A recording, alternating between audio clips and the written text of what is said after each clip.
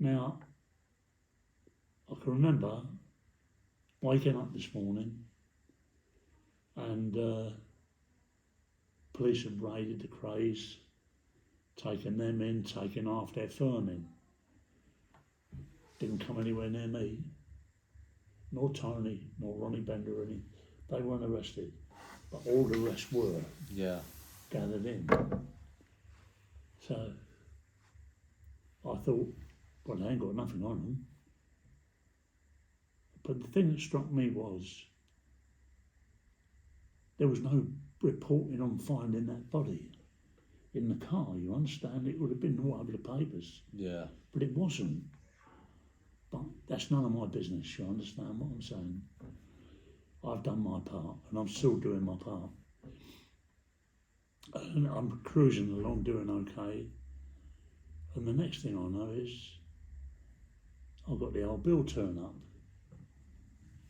I'm driving down to a club, and as I'm driving down to it, I'm surrounded by police. Yeah. Cars and everything else like that. Shooters get me out and they take me to the police station. And Snow Hill. I said, why am I being taken in? And one of them said, fucking virgins out of season. Well, that day I'd been with a young girl. Yeah. And her dad was an inspector, a police inspector. And we went back to her house. So I had been with a young girl, you understand what I mean? Yeah. By a young girl, I mean the same age as me. Yeah. Because I was young at the time. I see, yeah. And brought me down. And driving through London, they went down Whitehall, but they didn't stop at Scotland Yard. They went right past, they turned left over the bridge, Westminster Bridge, and then turned right by St George's Hospital. And along there they pulled up outside a place called Tintagel House, which faces the Parliament, House of Parliament, with the Thames just in front of it, in the middle of the two buildings. And took me into this place, up in a lift, and we go into this kind of office. And Nipper Reed is sitting there. He said, hello, Mr. Lambrianou. He said,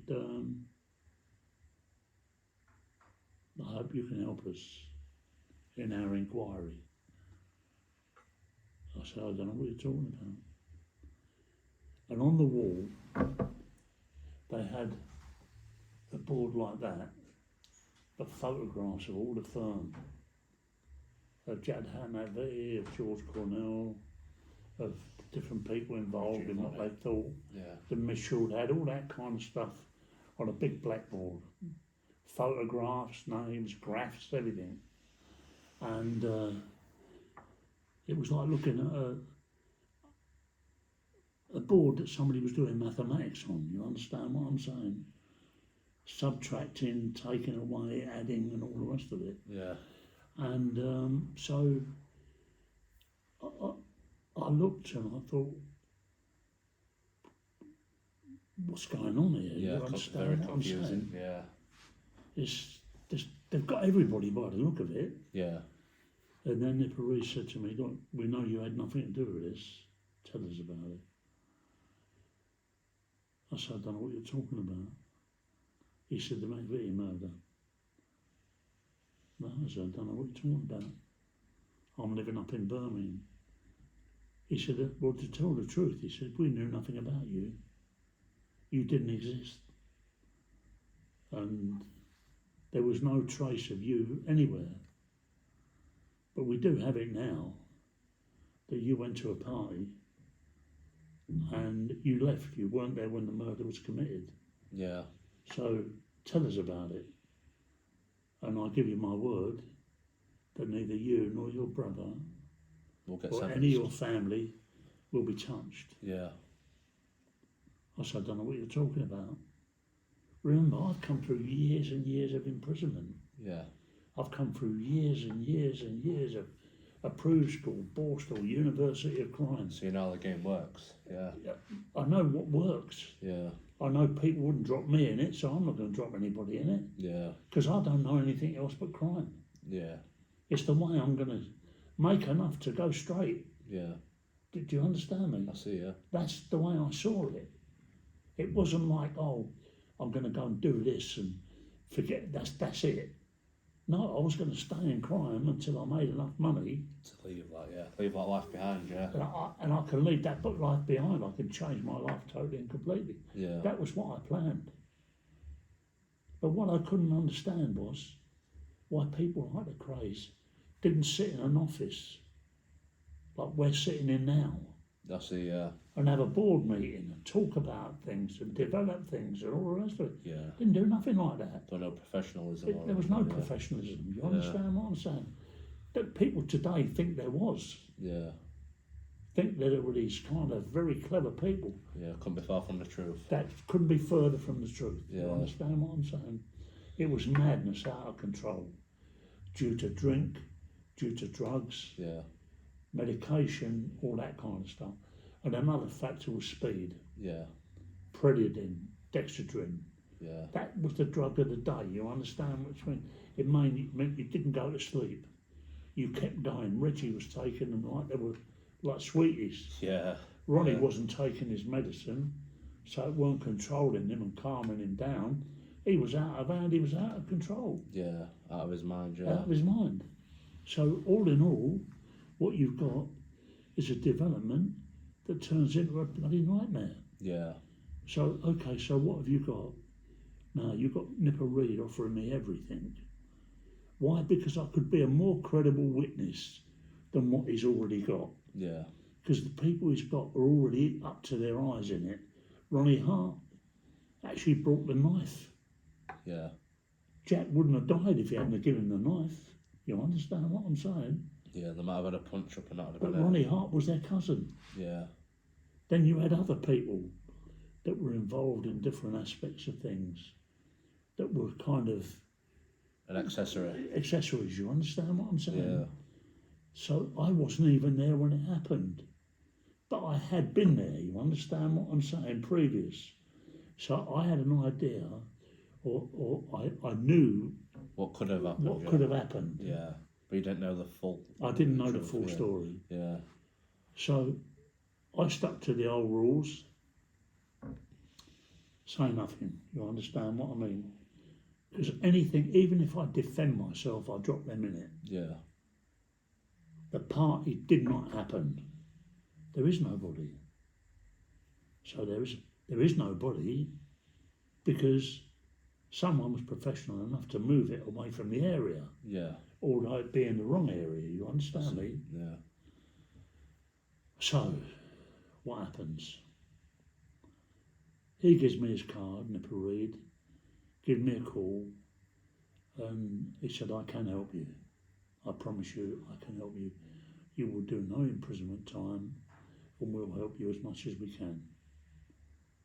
Thank you very much. I can't tell you nothing because I don't know nothing. Think about it. He was polite, he was respectful, and he was trying to help. Yeah. I left there, I got a taxi, and I went straight to Bunny Hill Road, where the Crays' mum and dad lived. Knocked on the door. Violet came and opened the door, went in. She made me a cup of tea. Carol, Reggie's girlfriend, was there, and old Charlie, the old man. We sat down at a table and I told them, I said, I've been brought down from Birmingham. I've taken to a place called Tintagel House. Inspector Reid was there. He offered me all kind of deals, and you know, I wouldn't be arrested if I gave evidence or whatever. I could help them, but I said, you've got to go and you've got to tell the twins what I've seen. They've got a mishmash of photographs, graphs, everything else there, and faces Yeah. of the firm. So I've literally got everything, yeah. So they literally got everything. Yeah.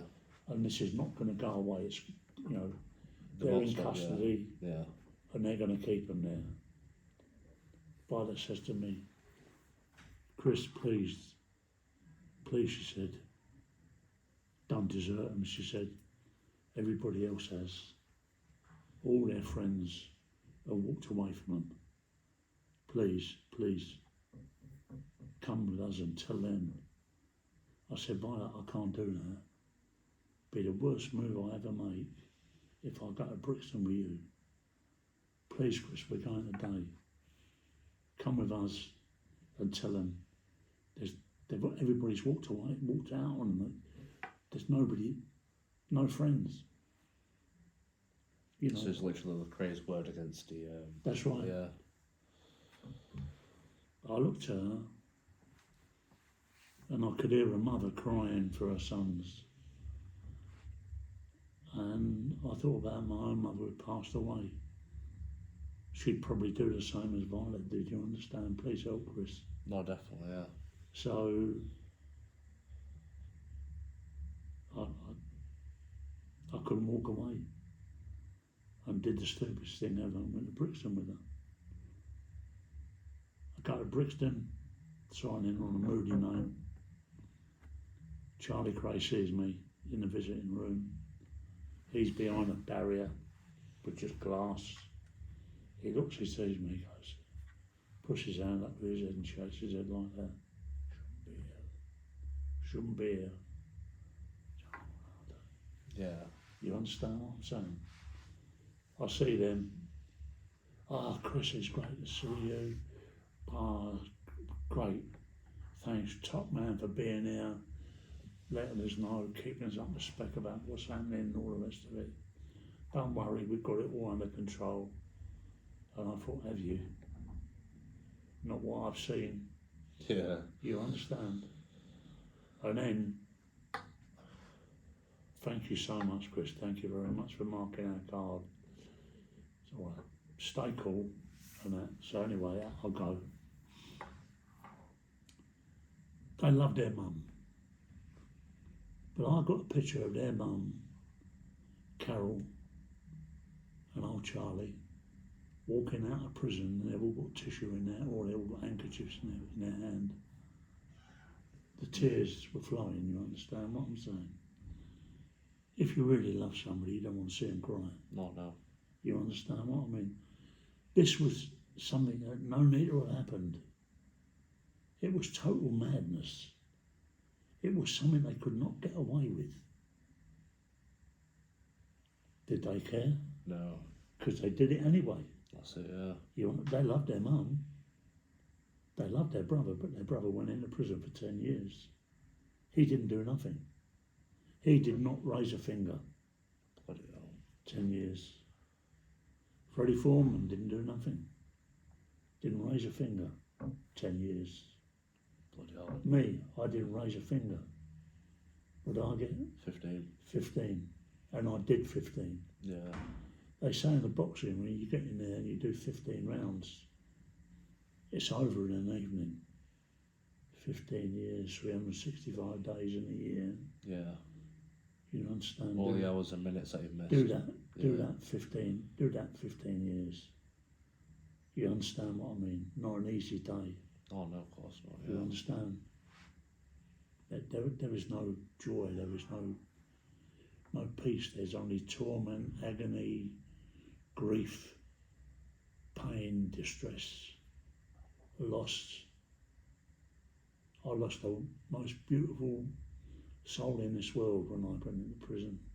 You don't. My dad, he was there. He was there right till the end. Right till the end, visited us in the Isle of Wight, Durham, Leicester, Gartree, Parker, Albany on the, no matter where it was, You were there, yeah. he was there. Angie, my daughter.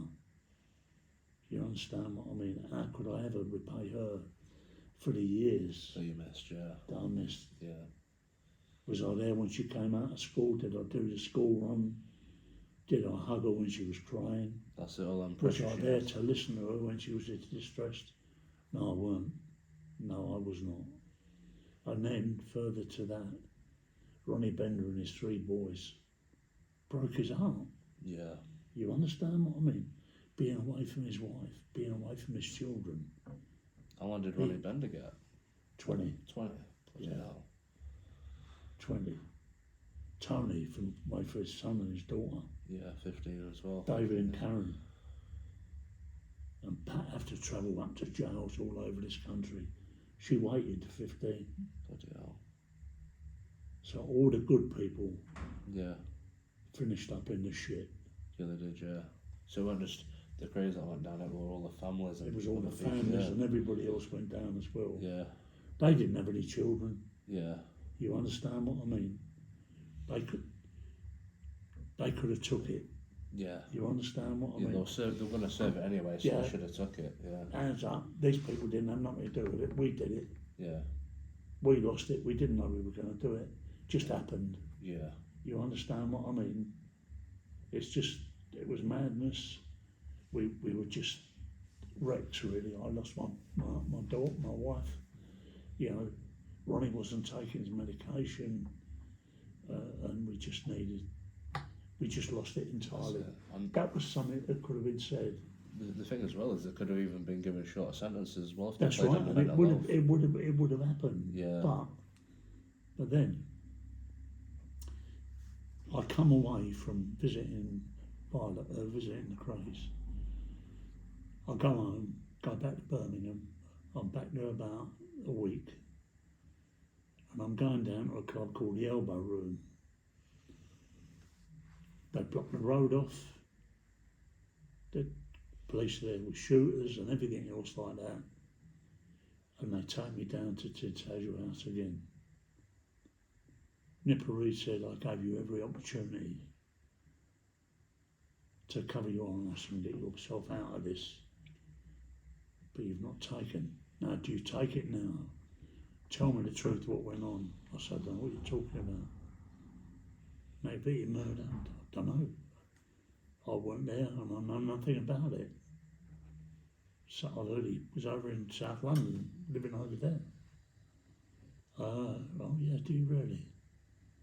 Well, if you want to be with them, you're going to go down with them. Charge him with murder. Bloody hell. And that's what he said. He was that pissed off with me. He ran around the table, he had a shooter, he didn't play around with a shooter, and hit me over the head with it. Bloody hell. And I thought to myself, he wants to get a reaction out of me. If I'm violent with him, the next thing I know, he's got me. Yeah. So I'm not going to react. And that's what happened. Charged me with murder. Took me to Bow Street Magistrates Court. And I hear some people talking. I thought, that sounds like Ronnie Bender. I went, Ronnie, is that you? He went, yeah. He said, I'm here with Tony. My brother Tony was there as well. I can't believe it. Then we go into the court. There's Ronnie, Reggie, Charlie, Freddie Foreman, Tony, myself, Ronnie Bender, Connie Whitehead. And I thought, but who are these people? Who's that man there? Freddie Foreman. What's he doing here? I've never seen him before in my life. Who's that one there? It just beggared belief. You understand what I'm saying? And then, charged with murder, get remanded in custody. TV, cameras, you name it, outriders, helicopter overhead, it was all that kind of stuff.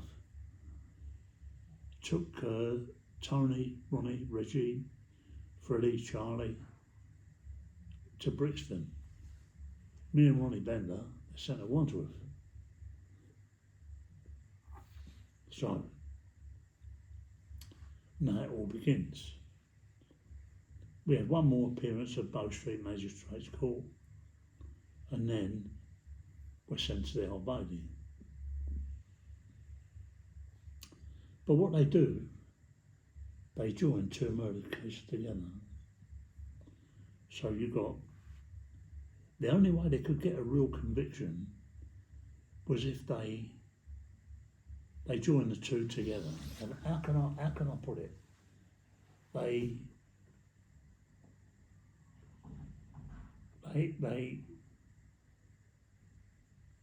join them together because they say that Ronnie Cray said to Reggie, "I've done my one, you do yours." That was never ever said. Yeah. You understand me? So that was the connection between the two.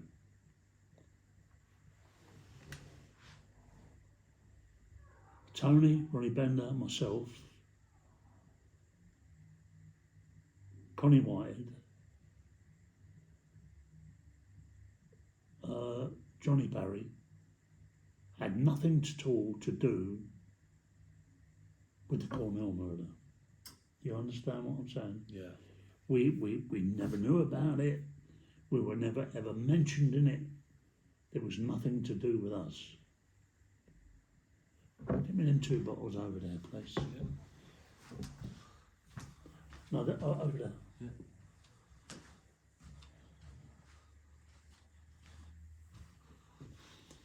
I'm just using these as 2 things. 2 examples, yeah. Now, they're both, cleaners, but they're both different. Do you understand me? Yeah. That one does a different job to that does a different job to that. That sits over there. That sits in a cupboard. People come in, they clean their hands with that one, a sanitizer. That one is only brought out when it needs to clean the surface. Yeah. So what they said was, this one said, we can both do this job together. We're both cleaners. So they bring them together. That's like the 2 murder trials, you understand what I'm saying? Yeah. They're dissimilar, they have different jobs or whatever. Yeah, but it's 2 completely different things. It's 2 completely different things. So, but the only way they can get a conviction is like that. You have to bring them together, yeah. Bring them together. So, this is the Cornell one. And the Cornell one, we've got nothing to do with that. None of us are mentioned in it or anything else like that.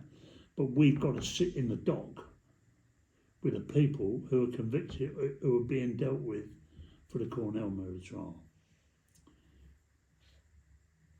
Ronnie Cray, Ian Barry, Dixon, and that was it.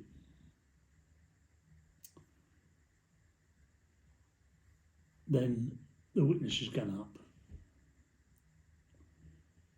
The only witness that counted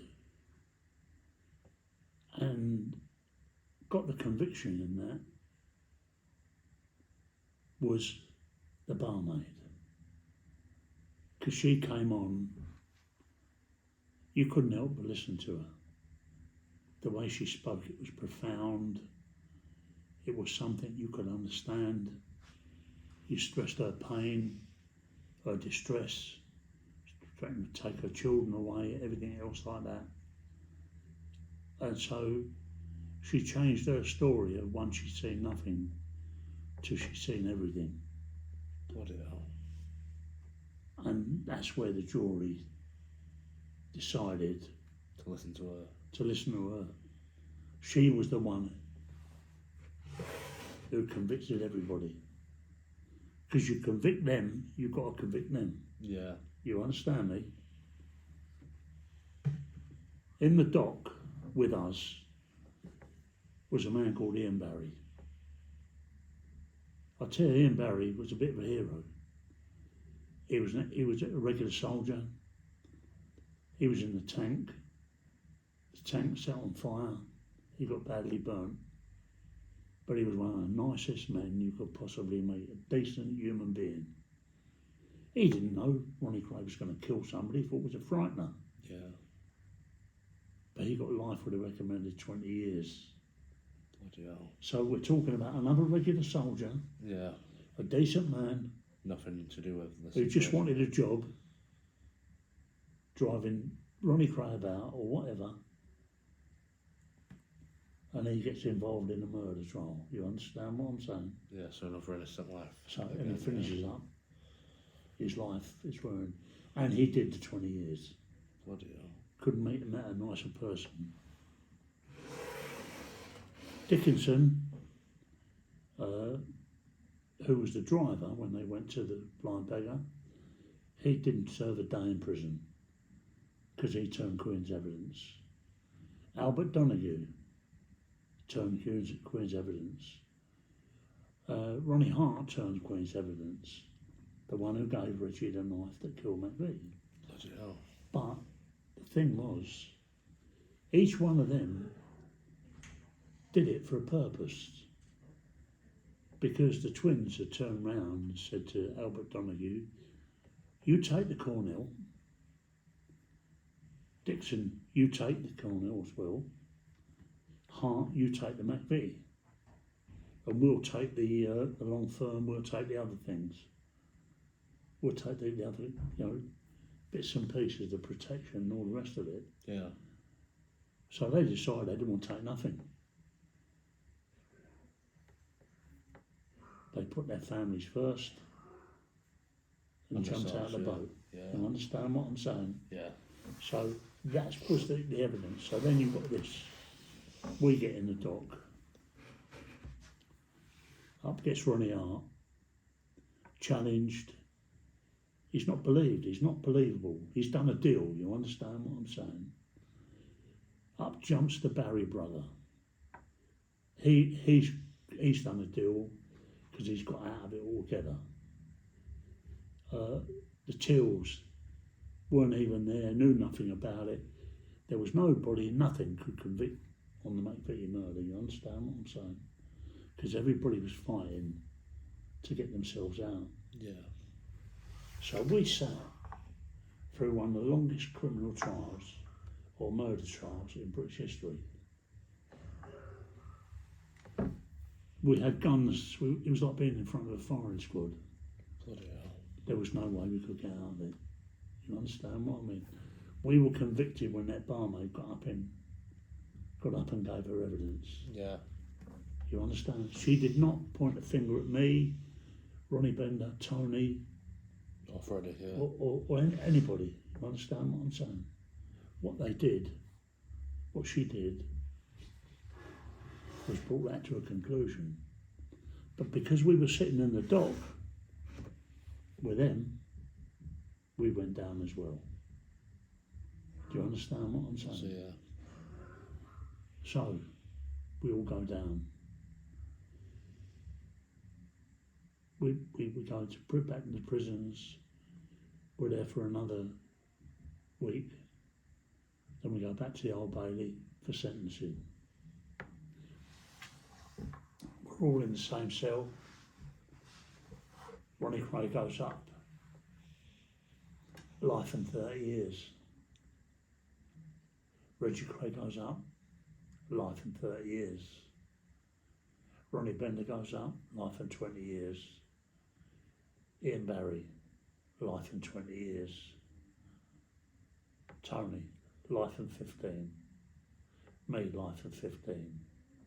Connie Whitehead, 7. Ian Barry, nothing. Bloody hell. Freddie Foreman, 10 years. Charlie Cray, 10 years. You couldn't make it up. Yeah. For a night of madness. You understand what I'm saying? For a night of no consideration, no looking into the future. Yeah, no thought process or anything. No like thought that. process. Not a business brain, you understand what I'm saying?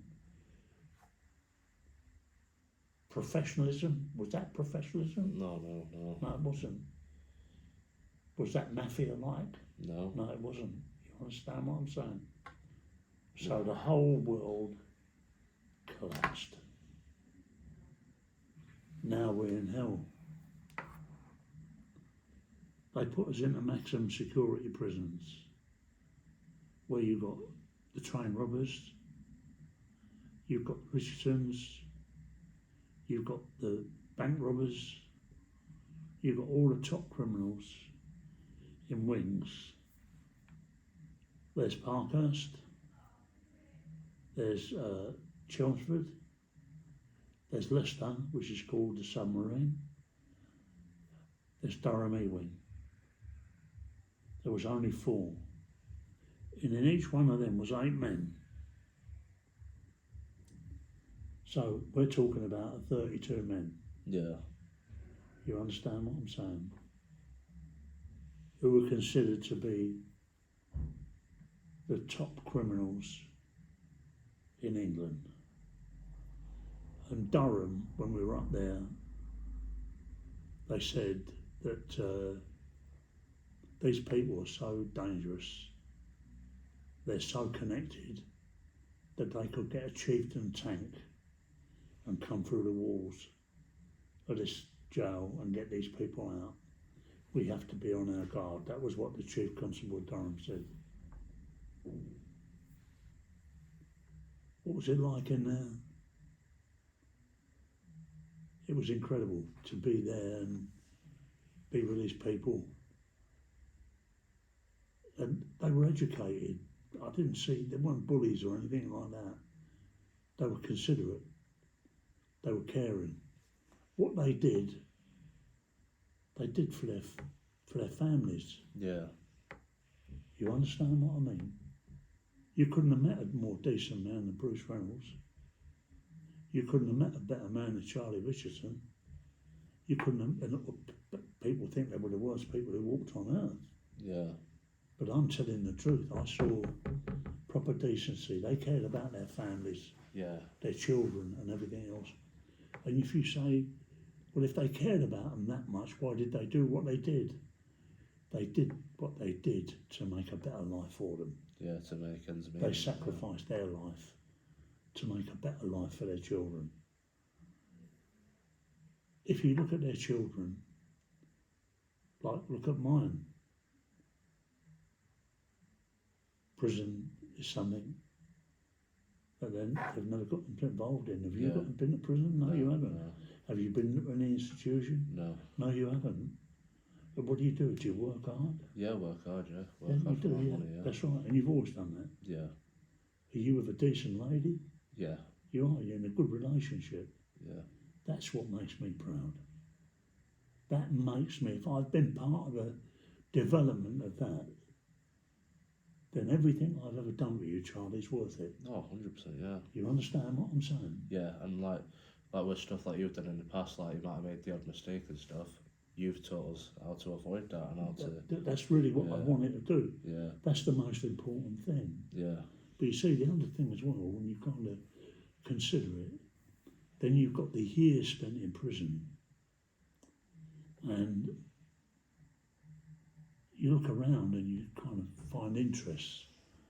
What will I do? I'll paint a picture. I'll do calligraphy.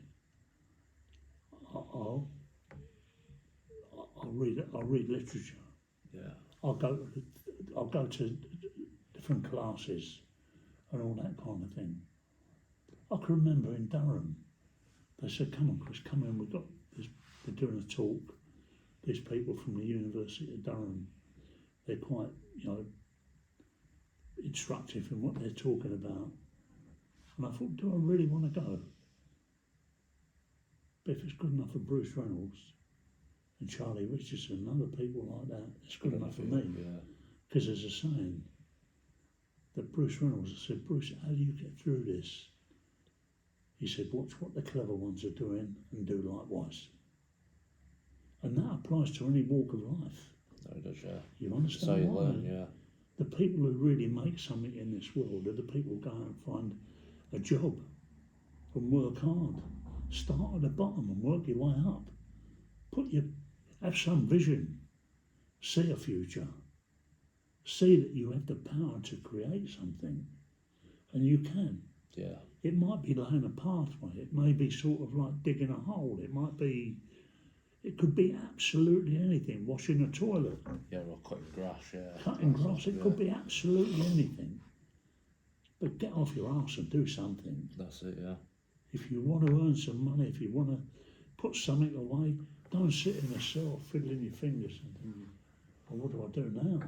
Yeah. What's the future now? There is no future.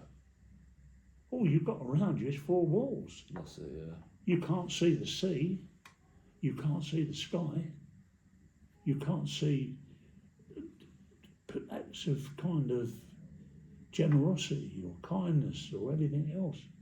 Everybody's trapped in that sardine world. You understand what I'm saying? Yeah. Or tuna world of wrapped up in a tin can, Yeah. pressed together. Where's the room to think and everything else like that? But there is room to think. It's like Charlie Richards used to say, Chris, throw the head over the wall and your body will follow. Yeah. And the way you do that is through literature. Read, learn, Educate inwardly yourself, digest. yeah. Educate yourself. Go along. I mean, I in prison I learned about calligraphy. I was walking by a cell one day, a guy called Dave what's he doing what he was doing? I said, I wish I could do that. I said, but not open hell. I could never write like that. He said, you could. No, Dave, I said, I can't. He said, come back at 9 o'clock, he said, and I'll give you something. He came back, I went back at 9 o'clock, he gave me a piece of paper with an alphabet on it. Yeah. It was a calligraphy alphabet. And he took me through A, B, C and D and E and all that. I went back to my cell and I started. Yeah. It gripped me, I was learning. That's it, you've got to believe in And yourself. I have an ain't you? exhibition in Westminster Abbey. You understand what I'm saying? Yeah. I started off with nothing at all.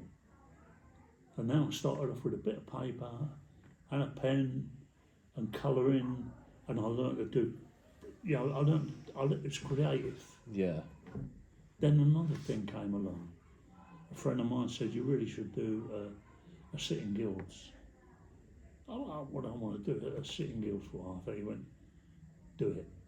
He said, so I went on Mig Argan and Ark. Yeah. And then I got a vision that I would come out of prison one day with the skills that I'd got with my sitting guilds. And be a welder. And Yeah. I'd go to work on the pipelines Yeah, on the rigs and that, in Saudi Arabia, where they were really earning good money. Yeah. That's what I wanted to do. Never happened, but at least it gave me You had a vision, didn't you? a vision. Yeah. Then another thing happened. Did I want to do it? I started to sort of like look into spiritual things. And what got me kicking off was I was standing there with a group of guys one day and the screw was handing out the mail and he gave me my mail and there was a guy called Johnny Byrne and he gave him this little package.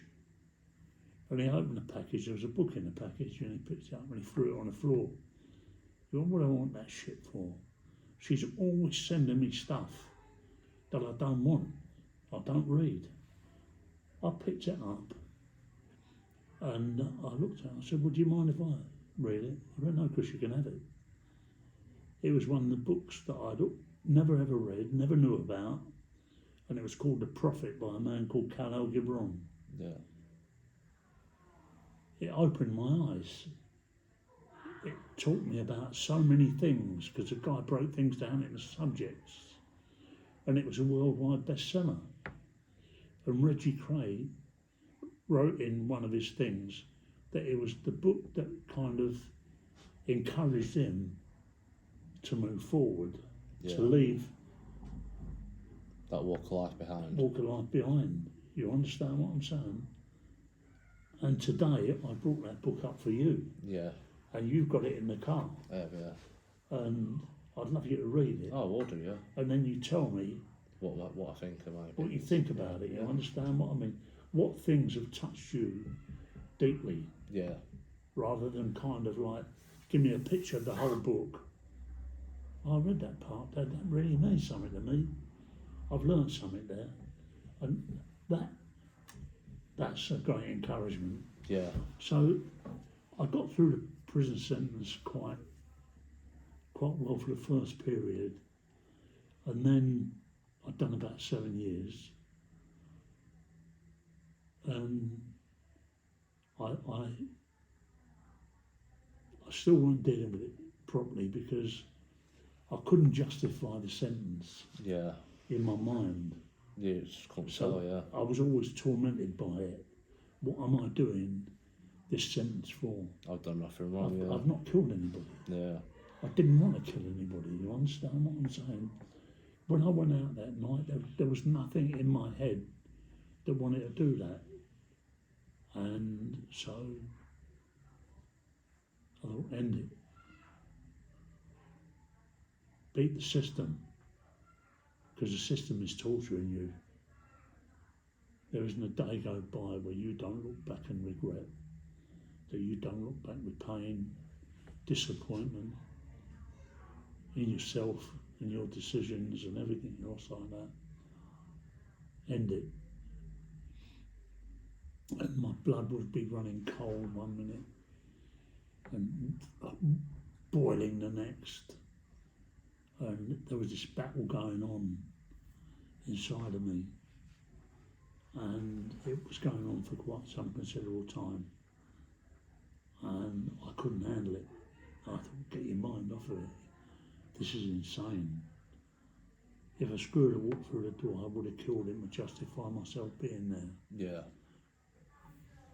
But it was late at night. Thank God that didn't happen. And a friend of mine, Stuart Brown, had left and given me a load of books. I went through the books.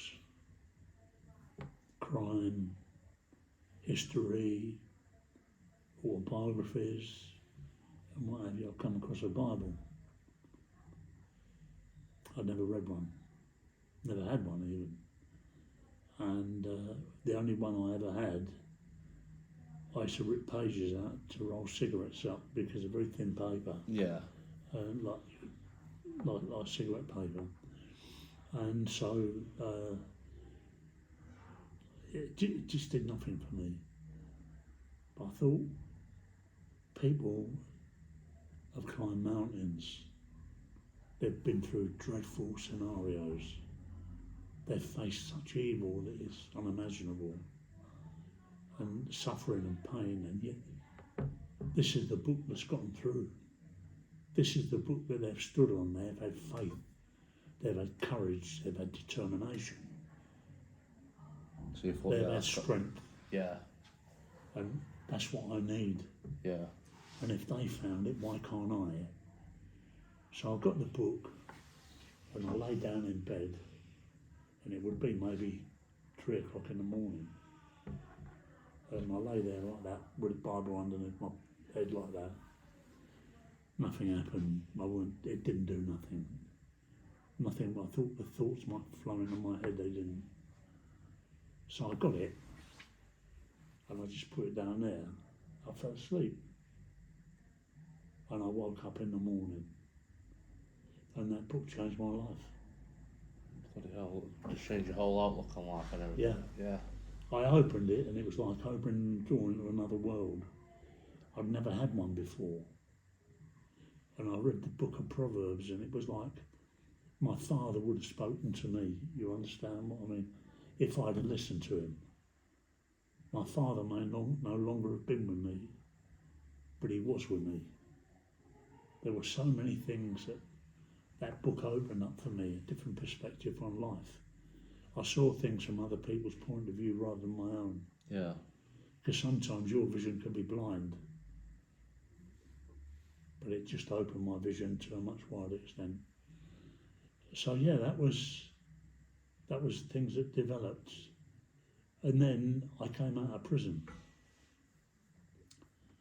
Having come out of prison, 15 years away from normal life, Everything changed. didn't see women or anything else. I mean, back in our days, all you had was pornographic books going around like a well-worn prostitute. You understand Yeah. what I'm saying? Yeah. So, all in all, that's the way you would see women. So yeah. But it had to be so much more than that. What about the women who come to visit their husbands in prison? What about the wives of the men who were serving long term in prison. There was decency out there. There was something. I wanted to see that. So when they let me out, they put me on a hostel, and I'm on this hostel and in Birmingham, Winston Green. And the reason they put me there was Tony was in London, and they didn't want us getting together because they thought we'd form a gang. Yeah.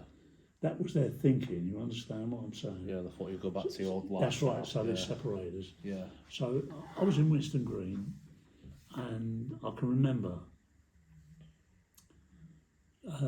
I used to go down to New Street Station every day. And I stand there.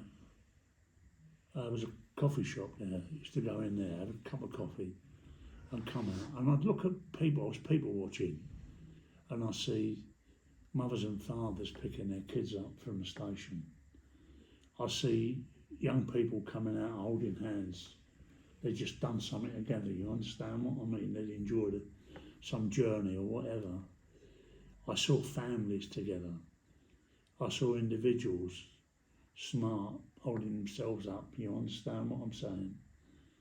I saw women wearing clothes, lovely clothes and everything else like that. I saw love. Yeah. I saw concern. I saw peace. Yeah. I saw everything. I saw the joy of people meeting up after being apart or just meeting for the first time. All this kind of thing was happening at the station. And the screw said to me, "You've been given a chance on this hostel, but you're not looking for a job.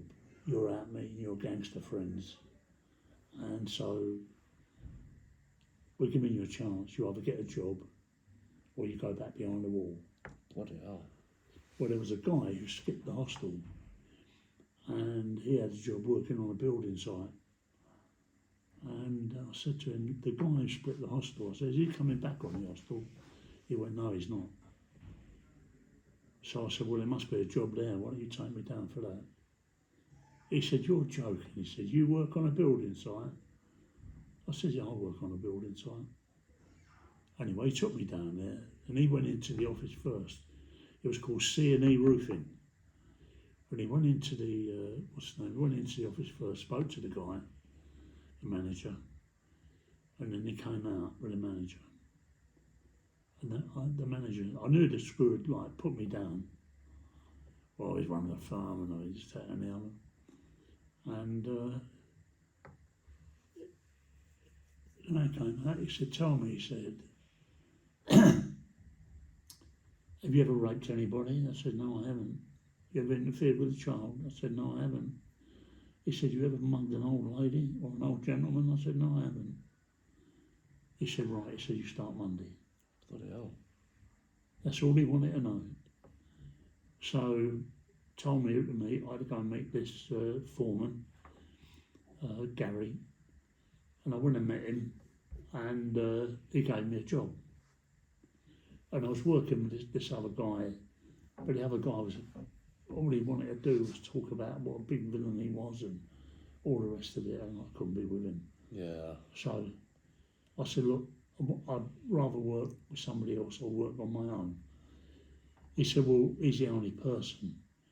He says, not very much liked," he said, "but I'll give you a couple of jobs on your own."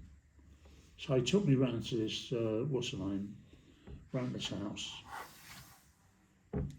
He said, "That needs a new fascia board in the gutter." He says, and he said, "I'll get the kit up here for you," he says, "and sort it out." Yeah. So I started it. And I've got to be truthful, I made a right mess of it. Yeah. I'm not a carpenter, I'm not a chippy, I wasn't trained to be one, you understand what I'm saying? All I wanted was a job. Yeah, it's wanted money, yeah. So anyway, what happens is, I've made a right mess, and I know I'm going to get the sack, and I think I'm possibly going to go back behind the wall. And when they get you behind the wall, you ain't getting out, you understand what I'm saying? Yeah. Anyway, I see this little black man standing on the corner. He's got a trilby hat on. He's got a baller suit done up to there. He's got his bag with him. I said, "Excuse me," I said, I've seen you out here for a couple of days. I said, why aren't you, who do you work for? Oh, he said, I work for C&E Roofing. I said, but you've been standing out here for 2 days. I said, why? Why are they ain't giving you a job? I said, they're going to give me a job. I said, come with me. I said, there's a right idiot works for this firm. See that face you're bored and guttering? Look at the mess he's made of that. Let's see if you can do a better job. Not believing he could, mind you. Yeah. So I went off for a cup of coffee and that, thinking I'm going to get the sack.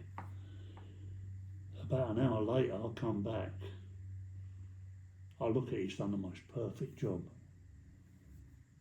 I said, you really are a carpenter? He said, yeah. He said, I am. He said, I work for Pebble Mill.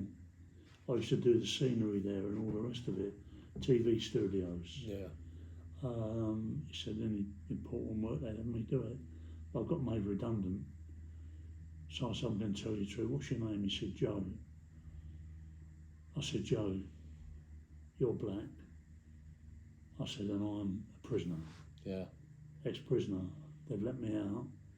I'm at Winston Green. They've let me out to find work, but I'm not a carpenter. I did that work and I messed up.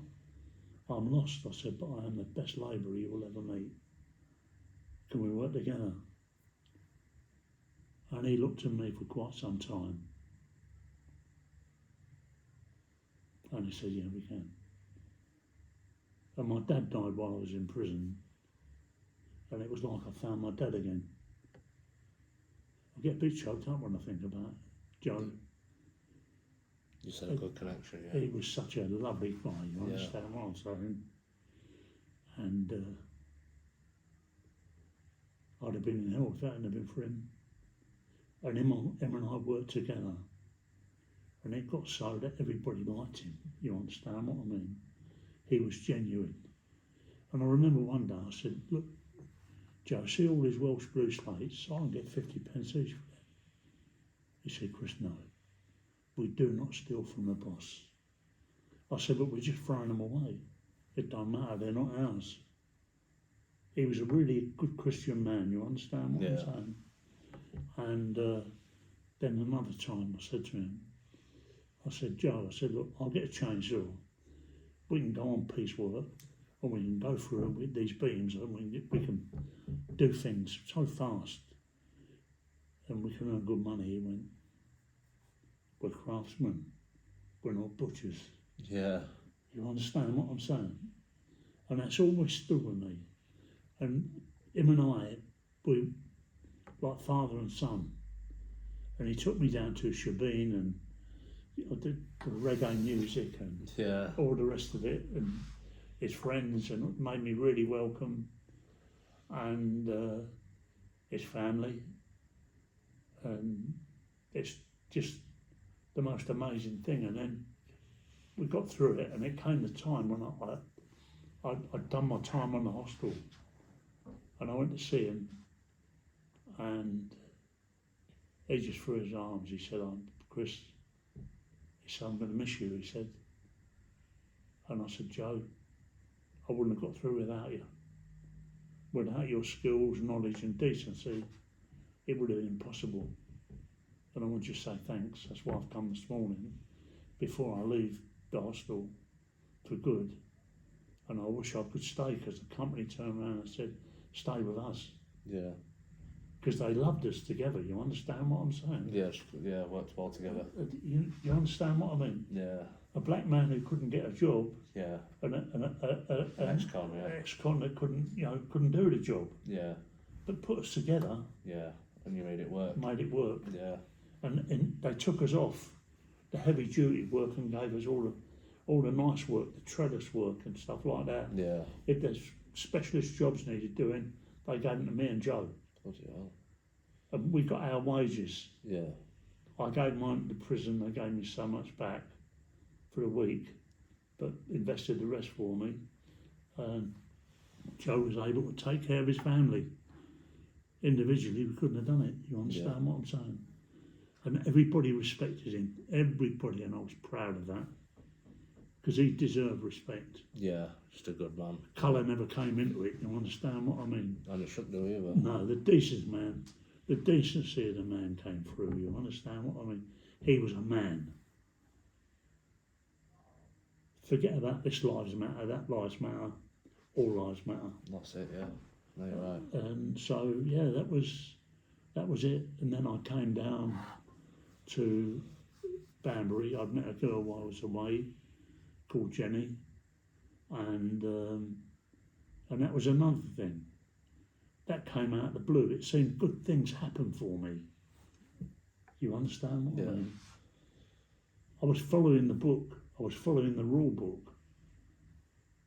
And so the good things came into my life quite by chance. And I was blessed. And ironically, I wasn't out long. And I met a girl and we got married. And we had twins. Yeah. So I go away for twins. It's almost like a reward. Yeah. You know, my twins are hard working and well, they're your brother and sister, you know that. Oh, yeah, yeah. Hard working, decent people, respectable. You can't ask for better than that, can you? That's it, no, not at all. So yeah, that's about, you know, the way things worked out. So there'll be the next story. Yeah. When we do the next podcast. Yeah, definitely, yeah. I've got one more question I'd like to ask though. Can you tell me a little bit on like how it went working with Tom Hardy and Brian Hedgeland to make the Craze movie? Yeah, I mean that was all kind of that was another strange thing that happened. Yeah. I got approached. Would I speak to the director of a guy who was making a film about the Craze? And his name was Brian Hedgeland. Yeah. And I said yes, I would. And I met up with this guy, went down to London and put us up in a hotel and then met him the next day. He was a nice enough man, you understand, very, very quiet, introverted, thoughtful man. Yeah. And he said, what I want to know, he said, I want to know about the Craze, what kind of people they were. And, you know, I just don't want the superficial, I want the truth. The depth, the truth. And so I took him round all different places. And I said to him, none of us would have gone to prison, I said, or been in the trouble we all got into if Francis hadn't died. He said, what do you mean? I said, well, when Francis committed suicide, Reggie went off the rails. He couldn't handle it, the grief, the pain, the distress and everything else like that. He was not the same Reggie that I met the first time I met him. Yeah. And he went deeper into it. And I remember when we dropped him off at Hyde Park. And he said, Chris, can you drop me off here? He said, I want to go for a walk. And I said, but there are other things. He went, no, he said, I think I've got something. Yeah, he just wanted to process it, yeah. And he wanted to process it. And the thing that he wanted to process was a view from Francis. You understand what I'm saying? Yeah. And so he took it from there. And that's what he developed the story from Francis' point of view, rather than a gangster point of view. You understand what I mean? Yeah. And that was it. So, you know, it's you know, just. And then I remember meeting Tom Hardy. Yeah. And I was at the. We went to the premiere of Legend. Yeah. At the Odeon in Leicester Square. And all the celebrities were coming on. And this guy kept on going to me. And I just thought, yeah, I know who he is, but Tom Hardy, but why does he keep on doing that? I'll speak to you later. Yeah. And I thought it was a bit strange. Anyway, we go in, we watch the film, we come out, and we go into the there's a party, yeah. So we're going along there, and when we go there, he comes over, makes a beeline, comes over, shakes my hand. He said, "Chris, how are you?" I said, "I'm okay." He said, "You remember me?" I said, "No." He said, "You used to come to my school and give lectures and talks." And he went to a school in Cobham in Surrey called Reeds. And I used to go down there twice a year and give talks to the students. And he was one of them. Yeah. And he told me a lot about his life, how he was on drugs and he was messed up and everything else like that, as a lot of young people do. He said, but he finally got himself out of it. Yeah, found a way out. He found a way out, and he said, I've got everything I ever wanted. He said, I've got a lovely wife, I've got a child, and I've got my dog. Yeah.